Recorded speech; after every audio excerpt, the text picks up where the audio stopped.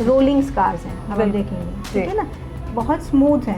Actually patient का एक दो बार ट्रीटमेंट हो चुका है ऑलरेडी। फाइन निडल से उसको हम ब्रेक करते हैं ताकि जो फाइब्रोसिस है वो टूट जाए और वो लेवल पे आ जाए। इस टेक्निक को हम क्या बोलते हैं? सब्सिजन। ओके। एक्ने स्कार्स को अगर हमको ठीक करना है, उसको थोड़ा सा बेटर करना है, तो this is a very important technology. उसके बाद then I will do the CO2। कोई छोटे छोटे स्कार्स दिख रहे हैं, ये आइस पिक स्कार्स हैं। Ice picks, okay. They look small दिखते हैं लेकिन है बहुत डीप। तो first important thing is whenever आप जब भी लेजर करते हैं, सबसे पहले हम आई प्रोटेक्शन देते हैं, right. These are micro channels. Micro channels का क्या इम्पोर्टेंस है कि कुछ एरिया डैमेज करते हैं हम और कुछ एरिया प्रिजर्व रहता है। CO2 लेजर के मिनिमम मैं 5 to 6 सेशंस देती हूँ पेशेंट को, और हर एक सेशन 1 मंथ के गैप में ही होता है।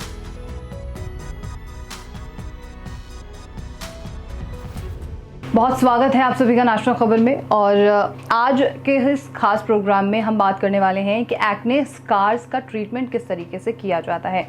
पहले हम एक प्रोग्राम के दौरान एक्ने स्कार्स को लेकर चर्चा कर चुके हैं कि किस तरीके से एक्ने स्कार्स का ट्रीटमेंट होता है, लेकिन आज इसका डेमो हम आपको प्रॉपर तरीके से कैसे किया जाता है वो दिखाने वाले हैं।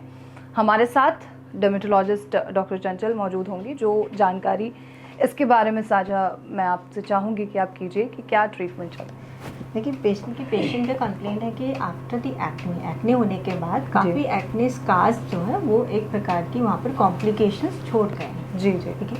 एक्ने स्कार्स को कैसे ट्रीट करते हैं? पहले हम एग्जामिन करते हैं कि किस तरह की एक्ने स्कार्स हैं। जैसे हमने पहले डिस्कस किया था कि कितने प्रकार के एक्ने स्कार्स होते हैं, जैसे rolling scars, box scars, ice pick scars, छोटे छोटे स्कार्स होते हैं। सो अभी जैसे मैंने यहाँ पर देखा, ये स्कार्स हैं जिसको मैं अगर बोलूँगी तो रोलिंग स्कार्स हैं, अब आप देखेंगे, ठीक है ना, बहुत स्मूथ है।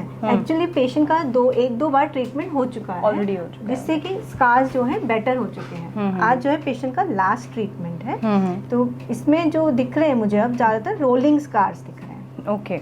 ये अभी पहले ट्रीटमेंट करा चुके हैं? कितनी सिटिंग्स हो चुके हैं इनके? 3 सिटिंग्स हो चुके हैं। 3 सिटिंग्स ऑलरेडी, जिसमें 2 CO2 और 1 माइक्रोनेडलिंग हुआ है। 1 माइक्रोनेडलिंग हो चुकी है। अभी जो हो रही है ये अभी मैं आपको बताती हूँ। अभी मैंने आज जो ट्रीटमेंट प्लान किया है वो सब्सिजन में क्या होता है कि हम जो फाइब्रोसिस है, फाइब्रोसिस मतलब जो आपका एक्ने स्कार है, मैं आपको जैसे कि एक्ने स्कार कैसे दिखता है, ऐसे दिखता है। सो फाइब्रोसिस में क्या होता है कि स्किन अंदर को खिंच जाती है, बिकॉज फाइब्रस ब्रांड्स हैं, ठीक है, उनको हमें ब्रेक करना है। तो हम ब्रेक कैसे करते हैं? फाइन निडल से पहले नमिंग क्रीम हमने नम कर दिया ऑलरेडी स्किन को, उसके बाद फाइन निडल से उसको हम ब्रेक करते हैं ताकि जो फाइब्रोसिस है वो टूट जाए और वो लेवल पे आ जाए। इस टेक्निक को हम क्या बोलते हैं?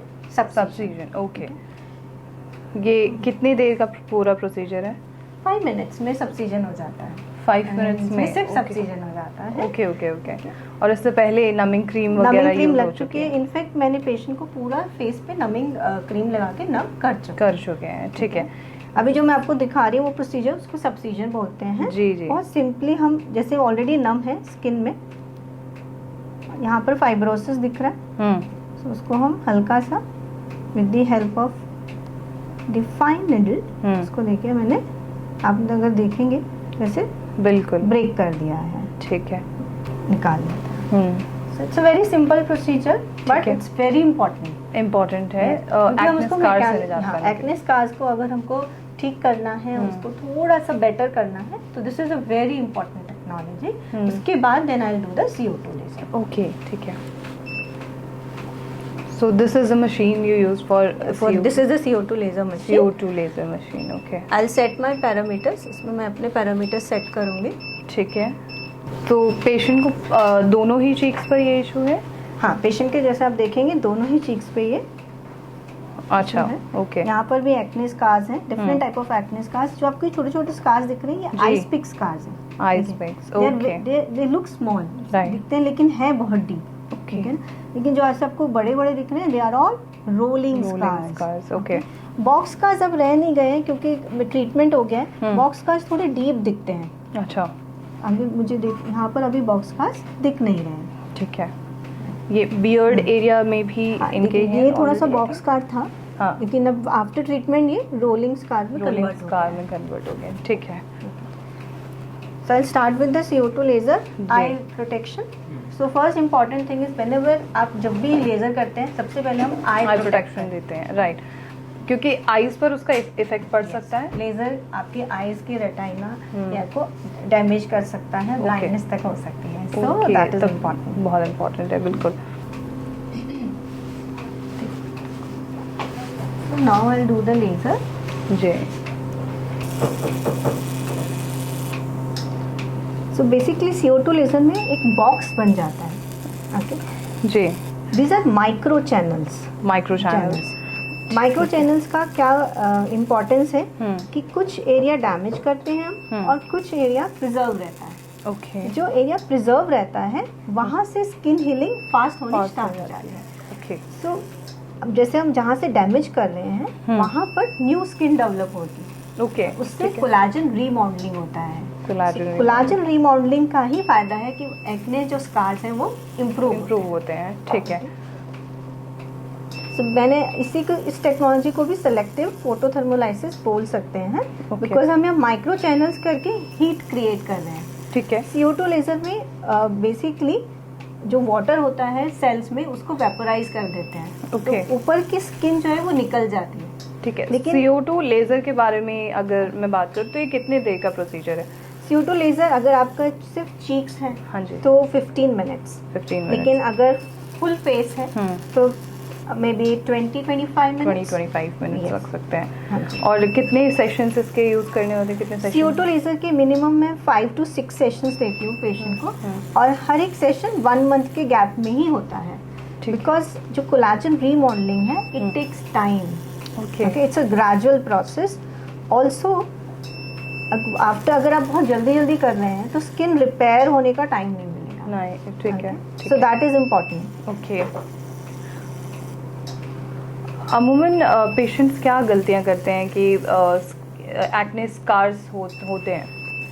एक तो पिक करना, जब भी आपको इन्फ्लेमेटरी एक्ने होते हैं तो हमें कभी भी उनको पिक नहीं करना चाहिए। ओके, डेफिनेटली अगर एक्ने इन्फ्लेमेटरी सिस्टिक एक्ने है, कई बार पेशेंट को लगता है पिंपल ही तो है तो अपने आप एज के हिसाब से वो ठीक हो जाएंगे, लेकिन ऐसा नहीं है। अगर आपको डीप एक्ने है तो वो आपको इन्फ्लेमेशन जो क्रिएट हो रहा है उससे जब हीलिंग होती है, आप प्रॉपर ट्रीटमेंट नहीं लेंगे तो वो डीप स्कार में कन्वर्ट हो जाएंगे। इसलिए कभी भी एक्ने को as a simple normal phenomena नहीं समझना है कि अब आए हैं एज के हिसाब से आए हैं और वो निकल जाएंगे। बिल्कुल सही है। उस स्कार अगर नहीं छोड़ेंगे, अगर आप प्रॉपर ट्रीटमेंट स्टार्टिंग से ही लेते रहेंगे। बिल्कुल ठीक है। आप देखेंगे patient is quite comfortable, right, क्योंकि ऑलरेडी हमने नमिंग क्रीम यूज किया हुआ है। बर्निंग सेंसेशन ऐसा कुछ फील होता है? जैसे अभी ट्रीटमेंट के बाद, क्योंकि जैसे मैंने बोला इसमें हम थोड़ा सा स्किन को एक्सफोलिएट कर रहे हैं बॉक्सेस में, तो पेशेंट को डेफिनेटली माइल्ड बर्निंग और हीट सेंसेशन फील हो सकते हैं, वो नॉर्मल है। ओके, तो इसलिए आफ्टर केयर क्या रहेगा इसमें, आइस पैक इमीडिएटली इसके बाद हम देंगे पेशेंट को। ठीक है। अभी मैंने इस पेशेंट को सजेस्ट किया PRP session also, PRP session से बात की है।